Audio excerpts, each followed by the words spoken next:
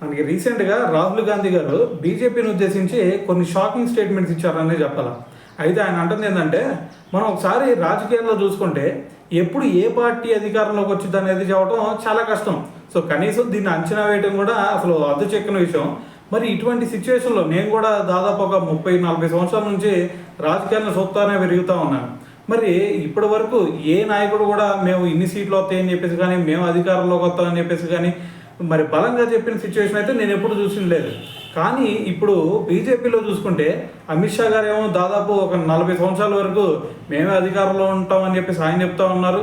దాని తర్వాత మరి నరేంద్ర మోడీ గారు చూసుకుంటే ఏకంగా 2019లో మేము ఏకంగా ఇది 300+ సీట్లు మాకు వస్తాయని చెప్పేసి అప్పుడు బలంగా చెప్పారు. అంటే వీళ్ళందరూ కూడా ఇంత ఖచ్చితత్వంతో ఎలా చెప్పగలుగుతున్నారు అంటే మరి దీని అంతటికి కూడా మరి వీళ్ళు ఓట్లు చోరీ చేయడమే దీని అంతటికి కారణమా అనే డౌట్లు కూడా వస్తూ ఉన్నాయి. దాని తర్వాత మరి మహారాష్ట్రలో చూసుకుంటే వీళ్ళు ఏకంగా మరి హద్దులు దాటేశారు అని చెప్పేసి మరి రాహుల్ గాంధీ గారు అయితే బీజేపీని ఉద్దేశించి మాట్లాడటం జరిగిందనమాట.